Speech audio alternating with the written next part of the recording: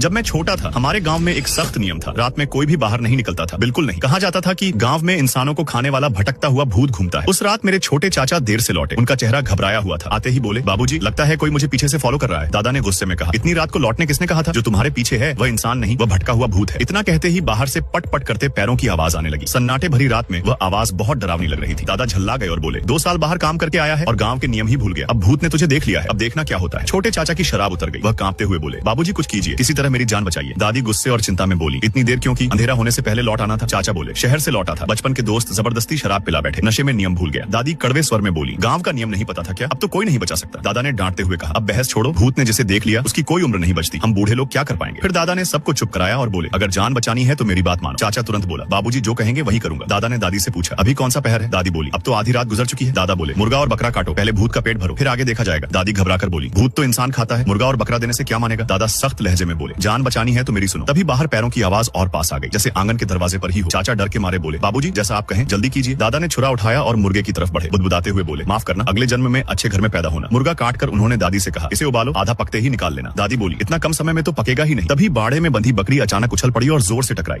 दादा की आंखों में पल भर के लिए दुख दिखा, लेकिन उन्होंने मुंह मोड़ लिया। बोले, छोटे बेटे बकरी को पीठ पर उठाकर बाहर लाओ। चाचा घबरा गया और बोला, ये तो बहुत भारी है, मैं कैसे उठाऊं? दादा गुस्से से चिल्लाए, मैंने कहा पीठ पर उठाकर लाओ, नहीं तो भूत तुझे ही उठा ले जाएगा। भूत का नाम सुनते ही चाचा डर गया, बोला, उठाता हूँ। बड़ी मुश्किल से उसने बकरी को पीठ पर उठाया और बाहर लाया। बकरी नीचे रखते ही दादा ने बिना रुके उसे काटना शुरू कर दिया। थोड़ी ही देर में पूरी बकरी तैयार हो गई। दादा ने पूछा, मुर्गा निकाला या नहीं? दादी बोली, तुम्हारे कहे मुताबिक आधा पकते ही निकाल लिया। दादा बोले, अच्छा अब बकरी का मांस भी उबालो, लेकिन इसे एक पूरा पहर पकने देना। इतना कहते ही दरवाजे के बाहर फिर पैरों की आवाज आई। मैंने सिर उठाकर देखा, आंगन के बाहर एक बूढ़ी औरत खड़ी थी। उसका चेहरा राख जैसा था और आंखें बिना पलक झपकाए अंदर देख रही थी। चाचा डर के मारे दादा के पीछे छिप गया और बुदबुदाया, भूत आ गया। दादा ने धीमे स्वर में कहा, घबराओ मत, पहले मुर्गे का मांस दो, बकरी का मांस अभी नहीं। बूढ़ी औरत कमर झुकाए हमारी तरफ बढ़ी और उसकी नजर सीधे चाचा पर टिक गई। वह बोली, मैं इस गांव में दशकों से रह रही हूँ, अपने बेटे का इंतजार कर रही थी, लेकिन कोई लौटा ही नहीं। अगर सोहन ने तुम्हें जाते न देखा होता तो शायद मैं और भी बरसों भटकती रहती। इतना कहकर उसने अपने पीले पड़े दांत दिखाते हुए डरावनी मुस्कान दी। चाचा का शरीर कांपने लगा, पसीना बहने लगा। उसे डरते देख बूढ़ी औरत की मुस्कान और चौड़ी हो गई और वह धीरे धीरे दादा की ओर पास आ गई। वह बूढ़ी औरत हमसे लगभग 1 मीटर की दूरी पर आकर रुक गई और कराहती हुई बोली, बेटा मैंने दशकों से कुछ नहीं खाया है, पेट बहुत भूखा है, मुझे बस एक निवाला दे दो। छोटे चाचा के पैर डर से जवाब दे चुके थे, उनमें इतना भी हौसला नहीं बचा था कि वह उसके सवाल का जवाब दे सके। दादा ने तुरंत कहा, अरे बूढ़ी जल्दी से मुर्गे का मांस ले आ। दादी ने दादा की बात सुनते ही रसोई से मुर्गे का मांस निकाल कर ले आई। मांस में अभी खून झलक रहा था, वह पूरी तरह पका भी नहीं था। बूढ़ी औरत को देखते ही दादी की घबराहट साफ नजर आ रही थी। लोहे की परात पकड़ते हुए उसके हाथ कांप रहे थे। उसने जल्दी से पूरी परात मेज पर रखी और पीछे हट गई। मुर्गे का मांस देखते ही बूढ़ी औरत की आंखों में अजीब सी चमक आ गई, जैसे हरी रोशनी जल उठी हो। वह जैसे ही आगे बढ़ने वाली थी, दादा ने झटके से परात को जमीन पर गिरा दिया। बूढ़ी औरत का चेहरा पल भर में बदल गया और वह घूर कर दादा को देखने लगी। दादी डर के मारे बोली, अरे जी जान से मारना है क्या? वह तो इंसान खाने वाला भूत है। दादा ने ठंडे स्वर में कहा, जानवर मेज पर बैठकर नहीं खाते, यही गांव का नियम है। बूढ़ी औरत ने घृणा भरी नजर मुझ पर डाली और फिर जमीन पर झुककर मुर्गे के मांस को नोचने लगी। उसका हाल ऐसा था मानो कोई अनमोल चीज मिल गई हो। वह बीच बीच में इंसानों जैसी डरावनी हंसी हंसती रही। थोड़ी ही देर में उसने पूरा मुर्गा छट कर दिया, एक टुकड़ा भी नहीं छोड़ा। फिर वह उठी, अपना पेट थपथपाया और अजीब सी मुस्कान के साथ बोली, अभी भी भूख लगी है बेटा? घर का बकरी का मांस निकाल दो, 2-4 और खा लूं तो चली जाऊंगी। छोटे चाचा घबरा कर बोले, बाबूजी जल्दी से मांस दे दीजिए, बस इसे विदा कर दीजिए। दादा सख्त हो गए और बोले, क्या मेरी बात भूल गया? जब तक अगरबत्ती पूरी न जले बकरी का मांस नहीं दिया जाएगा। चाचा घबरा कर बोले, वह खुद कह रही है कि खाकर चली जाएगी। दादा बोले, नहीं, भूत सबसे बड़े झूठे होते हैं, वह तुझे फंसा रही है। इतना कहते ही बूढ़ी औरत अचानक छोटे चाचा के बिल्कुल पास आ गई। उसके मुंह से सर्द कर देने वाली हंसी निकल रही थी। उसने गर्दन लंबी करके चाचा के कान में फुसफुसाया, तेरा बाप सुखी है, उसे तेरी जान की परवाह नहीं, उसकी मत सुन, वह तुझे मरवाना चाहता है। यह सुनते ही छोटे चाचा की आंखें सुन्न हो गई। वह बिना कुछ बोले रसोई की तरफ चल पड़ा। बूढ़ी औरत वहीं खड़ी हंस रही थी, इतनी जोर से कि उसके कंधे तक हिल रहे थे। दादा घबरा गए और दौड़कर चाचा के सामने आ खड़े हुए। बोले, होश में आ जा, तू भूत के वश में आ गया है, वो तुझे मार डालेगा। लेकिन चाचा ने जैसे कुछ सुना ही नहीं। दादा और दादी दोनों ने मिलकर उसे रोकने की कोशिश की, मगर अचानक उसमें अजीब सी ताकत आ गई। एक झटके में उसने दोनों को परे कर दिया। वह रसोई में गया और कड़ाही से बकरी का मांस उठाकर ले आया। मांस से भाप उठ रही थी, उस पर अब भी खून की लकीरें थी। पास रखी अगरबत्ती अभी आधी ही जली थी। दादा चिल्लाए, रुक जा, अगरबत्ती अभी पूरी नहीं जली है। लेकिन चाचा ने किसी की नहीं सुनी। जैसे ही उसने मांस मेज पर रखा, बूढ़ी औरत ने झपट्टा मारकर मांस मुंह में भर लिया। उसी पल आधी जली अगरबत्ती अजीब तरह से बुझ गई। बूढ़ी औरत काली हंसती हुई मांस चबाती रही और हमें घूरती रही। दादा ने हमें खींचकर घर के अंदर कर लिया और दरवाजा जोर से बंद कर दिया। तभी छोटे चाचा जैसे होश में आए और घबरा कर बोले, बाबूजी क्या हुआ? सब ठीक तो है? दादा गुस्से से बोले, सब कुछ तेरी वजह से हुआ, तूने पूरे घर की जान खतरे में डाल दी। चाचा को कुछ भी याद नहीं था। दादी ने भारी सांस ली और बोली, अब बताइए क्या किया जाए? दादा ने गंभीर स्वर में कहा, वह भूत दशकों से गांव में भटक रहा है, अपने बेटे को ढूंढ रहा है। अगर हम उसे उसका बेटा ढूंढने में मदद कर दें तो सब खत्म हो जाएगा। दादी बोली, अंधेरी रात में उसका बेटा कहाँ ढूंढेंगे? दादा बोले, आज रात वह 3 बार दरवाजा खटखटाएगा। पहली बार वह छोटे बच्चों में से एक को बुलाएगा ताकि उसके बेटे के कपड़े ढूंढ सके। दादी घबरा गई और बोली, नहीं, वो बच्चा तो सिर्फ 6 साल का है, उसे बाहर नहीं भेज सकते। दादा ने सिर हिलाकर कहा, नहीं, उसी को जाना होगा, तभी सबकी जान बचेगी। फिर दादा मेरे पास आए और बोले, डर मत, बस मेरी बात याद रखना, भूत तुझे कुछ नहीं कर पाएगा। मुझे रोना आ गया। मैं बोला, मुझे डर लगता है, मैं नहीं जाना चाहता। दादा ने धीरे से समझाया, तू उसे पीछे पहाड़ के श्मशान तक ले जाएगा, वहाँ एक पुराना रोने वाला कुआं है, उसी कुएं में लाल रंग के कपड़े हैं। आधे घंटे के भीतर वह कपड़ा लेकर वापस आना है। याद रखना, रास्ते में जो भी दिखे या सुनाई दे उससे बात मत करना। दादी कांपते हुए बोली, वह जगह बहुत अशुभ है, वहाँ कई लोग मरे हैं, बच्चा डर से मर जाएगा। डर से हालत खराब हो रही थी, मगर कोई और रास्ता नहीं था, सिर्फ मुझे ही जाना था। दादी घबरा कर बोली, क्या कोई और तरीका नहीं है? दरवाजा बंद करके अंदर ही रहे तो? दादा ने सिर हिलाया और कहा, नहीं, अगर दरवाजा नहीं खोला तो वह भूत खुद घुस आएगा और तब हम सब मारे जाएंगे। तभी दरवाजे पर जोर जोर से खटखटाने की आवाज आई। बाहर से आवाज आई, बेटा, मेरे बेटे के कपड़े नहीं मिल रहे हैं, मैं चाहता हूँ कि छोटा बच्चा मेरी मदद करे। भूत की आपकी आवाज सुनते ही मेरी रीढ़ में ठंडक दौड़ गई। मैं डर के मारे 2 कदम पीछे हट गया। दादा ने मुझे धीरे से समझाया, मत डर, मेरी बात याद रखना, उससे एक शब्द भी मत बोलना, तब तक वह तुझे कुछ नहीं कर पाएगा। कपड़े मिलते ही तुरंत लौट आना, रास्ते में बिल्कुल मत रुकना, वह चाहे कुछ भी कहे सुनना मत। समझ गया। मैंने डरते हुए सिर हिला दिया। दरवाजा थोड़ा सा खोला गया और मुझे बाहर धकेल दिया गया। मैंने जैसे ही ऊपर देखा, उस बूढ़ी औरत का डरावना चेहरा दिखा जो काली मुस्कान के साथ मेरी तरफ देख रही थी। मेरे पैर कांप गए और मैं वहीं जमीन पर बैठ गया। उसने मुझसे पूछा, बेटा, तुम कितने साल के हो? मुझे दादा की बात याद आ गई। मैंने तुरंत अपना मुंह ढक लिया ताकि आवाज न निकले। उसकी मुस्कान एकदम जम गई और उसकी नजर ऐसी हो गई जैसे मुझे कच्चा ही खा जाएगी। मैंने डरते डरते सिर झुकाया और तेजी से आंगन से बाहर की तरफ चल पड़ा। वह बूढ़ी औरत मेरे साथ साथ चलने लगी। उसकी आवाज अजीब और खोखली थी, सुनते ही रोंगटे खड़े हो जाते थे। वह बार बार पूछती रही, क्या तुझे पीछे पहाड़ का रास्ता पता है? मैंने नीचे जमीन की तरफ देखते हुए अनसुना कर दिया। अचानक उसने अपना हाथ मेरे कंधे पर रख दिया। मैं सिहर गया, दिल जोर जोर से धड़कने लगा, पूरे शरीर से पसीना छूट गया। वह बोली, अभी कितना दूर है? बस एक बार बोल दे, मैं तुझे घर भेज दूंगी, मैं खुद चली जाऊंगी। कहते हुए वह झुक आई। उसका चेहरा मेरे बहुत पास था। मैं उसकी तरफ देखने की हिम्मत नहीं कर पाया क्योंकि जमीन पर उसकी परछाई में एक अजीब सा सिर और अस्वाभाविक रूप से लंबी गर्दन दिख रही थी। वह रोते हुए बोली, मेरा बेटा उसी श्मशान में मरा था, उसे किसी ने मार दिया, मैं उसे दशकों से ढूंढ रही हूँ, क्या तू मुझे वहीं ले जा रहा है? उसकी रोने की आवाज सन्नाटे में और भी डरावनी लग रही थी। वह गिड़गिड़ाने लगी कि मैं उसे उसके बेटे के कातिल के घर तक ले चलूं, लेकिन मैंने एक शब्द नहीं बोला और चलता रहा। थोड़ी दूर देखने पर लगा कि बस 700-800 मीटर और बचे हैं। समय बहुत लग चुका था, इसलिए मैं हल्का सा दौड़ने लगा। वह भी पीछे से तेज हो गई और बोली, धीरे चल, मैं बूढ़ी हूँ। मैंने नहीं सुना और दौड़ता रहा, मगर अचानक बुरी तरह गिर पड़ा। वह मेरे पास खड़ी हंसने लगी और बोली, तुम दौड़ नहीं सकते, सिर्फ चल सकते हो। मैंने फिर कोशिश की मगर दोबारा गिर गया। वह फिर बोली, बस एक बात कह दो, मैं तुझे छोड़ दूंगी। उसकी आंखों में हरी सी चमक थी। मैंने दादा की बात याद रखी और चुपचाप आगे बढ़ता रहा। बहुत देर बाद आखिरकार श्मशान पहुंच गया। पीछे मुड़कर देखा तो वह बूढ़ी औरत गायब थी। मैं डरते डरते श्मशान में रोने वाले कुएं को ढूंढने लगा, लेकिन आसपास ऐसा कोई कुआं दिख ही नहीं रहा था। मुझे साफ याद था कि वह कुआं बड़ा और साफ दिखाई देता है, फिर अचानक गायब कैसे हो गया? मैं घबराकर पैर पटकने लगा। तभी मुझे किसी के कराहने की आवाज आई। सिर उठाकर देखा तो वही बूढ़ी औरत रोने वाले कुएं के पास खड़ी थी, करीब 7-8 मीटर दूर। उसका चेहरा विकृत था, आंखों में खतरनाक चमक थी और वह मुझे घूर रही थी। मेरी पीठ ठंडी पड़ गई। तभी समझ आया कि मैं भूत के भ्रम में फंस गया था। जैसे ही मैं कुएं की तरफ बढ़ने वाला था, जंगल से एक आदमी निकल आया और बोला, अरे मेरी कमर टूट गई, ये तो छोटा बच्चा है, इतनी रात को यहाँ क्या कर? मैं डर के मारे सिर हिलाने के अलावा कुछ नहीं कर पाया क्योंकि मैं बोल नहीं सकता था। वह आदमी फिर उस बूढ़ी औरत की तरफ देखने लगा और बोला, अम्मा, आप जानी पहचानी लगती हैं, आप यहाँ क्या कर रही हैं? बूढ़ी औरत ने दांत निकालकर अजीब सी मुस्कान दी। उसकी नजर उस आदमी पर ऐसे टिक गई जैसे भूखे जानवर की होती है। उस वक्त वह साफ साफ इंसान को खाने वाली थी। चेन दाफू भी दादी की अजीब हरकत समझ गया। वह घबराकर पहाड़ से नीचे की तरफ भागा। दादी के चेहरे पर एक डरावनी मुस्कान आ गई। वह बहुत धीरे धीरे चेन दाफू के पीछे चल पड़ी, जैसे उसका पीछा कर रही हो। मेरी पीठ पसीने से भीग गई। मैं जल्दी से रोने वाले कुएं के पास पहुंचा। कुएं के अंदर सच में एक लाल रंग का कपड़ा पड़ा था। मैंने उसे उठाकर देखा तो वह लाल रंग की खाल जैसी पोशाक थी, देखने में बहुत डरावनी। मैं वह खाल लेकर जल्दी जल्दी पहाड़ से नीचे उतरने लगा। इस बार दादी मेरे पीछे नहीं आई, इसलिए रास्ता कुछ आसान लगा। लेकिन जैसे ही मैं गांव के बाहर पहुंचा, दादी फिर सामने आ गई। उसके मुंह के कोनों पर खून लगा था और जमीन पर चेन दाफू के खून से सने कपड़े पड़े थे। मेरा दिल कांप उठा। मुझे यकीन हो गया कि चेन दाफू को दादी ने खा लिया है। मैं और तेज चलने लगा, सीधे घर की तरफ। दादी भी पीछे पीछे आ गई। वह बोली, छोटू, मेरा बेटा मर चुका है, बस ये एक कपड़ा बचा है, इसे मुझे दे दे, मैं इसे याद के तौर पर रखना चाहती हूँ। मैंने उस खाल को और कसकर पकड़ लिया और बिना रुके आगे बढ़ता रहा। तभी दादी मेरे सामने आकर खड़ी हो गई और ठंडी आवाज में बोली, छोटू, कपड़ा मुझे दे दे, दे देगा तो तुझे घर जाने दूंगी, नहीं दिया तो तुझे खा जाऊंगी। मैंने उसकी तरफ देखा तक नहीं और हिम्मत करके आगे बढ़ता रहा। अजीब बात यह थी कि जैसे जैसे मैं आगे बढ़ता, वह एक कदम पीछे हट जाती। मुझे समझ आ गया कि वह मुझे घर लौटने से रोकना चाहती है। मैं पूरी ताकत से दौड़ता हुआ घर की तरफ गया। जैसे ही मैं आंगन में घुसा, दादी रुक गई। वह दरवाजे के बाहर खड़ी मुझे घूरती रही जैसे किसी चीज का इंतजार कर रही हो। मैं दौड़कर घर के दरवाजे तक पहुंचा और जोर जोर से खटखटाया। दरवाजा खुलते ही वह खून से भरा मुंह खोलकर मेरी तरफ झपट्टी। दादा ने मुझे खींचकर अंदर कर लिया और दरवाजा जोर से बंद कर दिया। मैं रोते हुए बोला, भूत, वह भूत है, उसने मुझे खाने ही वाला था। दादा बोले, रो मत, अब सुरक्षित हो। दादी घबराकर बोली, अब क्या होगा? वह अभी भी आंगन में है। दादा ने कहा, वह जल्दी ही दूसरी बार दरवाजा खटखटाएगी। इस बार वह मुझसे अपने बेटे के लिए चबूतरा बनाने को कहेगी। दादी बोली, उसका बेटा तो मर चुका है ना? दादा ने गंभीर आवाज में कहा, नहीं, वह झूठ बोल रही है, वह चाहती है कि उसका बेटा हमें खा जाए। इतने में बाहर फिर से दरवाजा पीटने की आवाज आई। बाहर से आवाज आई, बूढ़े, मेरे बेटे के लिए एक पट्टिका बना दो, मैं नहीं चाहती कि वह भटकती आत्मा बने। दादा ने मुझसे कहा, उस लाल खाल को सुरक्षित रखो, कोई उसे छुए नहीं, मैं अभी आता हूँ। यह कहकर वह बाहर निकल गए और दरवाजा बंद कर दिया। मैंने देखा दादा गोदाम से लकड़ी का टुकड़ा और एक नुकीला चाकू ले आए। वह लकड़ी को तराशने लगे। दादी उनके पास खड़ी रोते हुए बोली, मेरा बेटा मारा गया, बता दो किसने मारा? तुमने देखा है? उसकी रोने की आवाज इतनी डरावनी थी कि मेरे कान सुन्न हो गए। दादा ने जल्दी जल्दी लकड़ी को पट्टिका के आकार में तराश दिया, फिर बोले, तेरे बेटे का नाम क्या है? दादी गुस्से में चिल्लाई, मेरा बेटा मारा गया, बता किसने मारा? उसकी आवाज से घर की खिड़कियां तक कांप गई। दादा ने पट्टिका को ऊपर उठाते हुए कहा, नाम नहीं बताया तो इसे तोड़ दूंगा। दादी घबरा गई और बोली, मत तोड़ो, बताती हूँ, मेरे बेटे का नाम लियूजू है, फलां साल फलां महीने फलां दिन पैदा हुआ था। यह सुनकर मैं सिहर गया क्योंकि उसका नाम मेरे छोटे चाचा जैसा ही था। दादा ने जल्दी से नाम तराश दिया। फिर वह पश्चिम वाले कमरे में गए और थोड़ी देर बाद वहाँ से एक ताबूत घसीटते हुए ले आए और दादी के सामने रख दिया। दादी बोली, मेरे बेटे की लाश भी नहीं मिली, ये ताबूत खाली है, मैं इसे भर सकती हूँ, लेकिन याद रखना इसमें ठीक 146 किलो और 3 तौल से ज्यादा या कम नहीं होना चाहिए। एक तौल भी इधर उधर हुआ तो मैं घर में घुसकर सबको मार दूंगी। ये कहते हुए उसकी आंखों में चालाक चमक थी और चेहरे पर भयानक मुस्कान। दादा ने गहरी आवाज में कहा, ठीक है, इंतजार कर। दादी ठहाका लगाकर हंसी। उसकी शक्ल एकदम राक्षस जैसी हो गई। वह सचमुच इंसान खाने वाली आत्मा थी। दादाजी ने घर का दरवाजा खोल दिया। इस बार वह बूढ़ी औरत पीछे नहीं आई। दादी घबराकर बोली, आप ठीक तो हैं? दादाजी बोले, हाँ ठीक हूँ। दादी ने डरते हुए पूछा, उसने जो तो 146 किलो 3 तौल कहा था, उसका क्या मतलब है? दादाजी ने गंभीर आवाज में कहा, स्तंभ, ये भूत आखिरी बार दरवाजा खटखटाएगा और इस बार तुम्हें लेने आएगा। ये सुनते ही मेरे छोटे चाचा कांपने लगे। नहीं, मुझे मत भेजो, मैं नहीं जा सकता, मुझे बहुत डर लग रहा है। दादाजी ने सख्त लहजे में कहा, जिंदा रहना है तो मेरी बात मानो और नियम के मुताबिक काम करो। चाचा रोते हुए बोले, मैं सच में नहीं कर सकता, मैं बाहर गया तो वह मुझे खा जाएगा, मुझे बचा लो। वह पूरी तरह डर के मारे मना कर रहे थे। दादाजी की आंखें घूमी, उन्होंने लाल रंग की वह खाल उठाई और मेरे शरीर पर पहना दी। दादी घबरा गई, ये क्या कर रहे हो? ये तो मरे हुए का कपड़ा है। दादाजी बोले, मुझे पता है, लेकिन इसी कपड़े से छोटे की जान बचेगी। उन्होंने कहा, जब भूत दरवाजा खटखटाएगा मैं इसे बाहर ले जाऊंगा, ये खाल पहनकर ये ताबूत में छिप जाएगा, भूत इसे नुकसान नहीं पहुंचा पाएगा क्योंकि इस पर उसके बेटे का कपड़ा होगा। दादी ने कांपती आवाज में पूछा, और हम? दादाजी बोले, हम बस इंतजार करेंगे। फिर बोले, नियम के मुताबिक तीसरी बार वह तुम्हें लाश उठाने बुलाएगा। लाश पीछे पहाड़ के सूखे कुएं में है, अगर लाश उठा ली गई तो सब बच जाएंगे, नहीं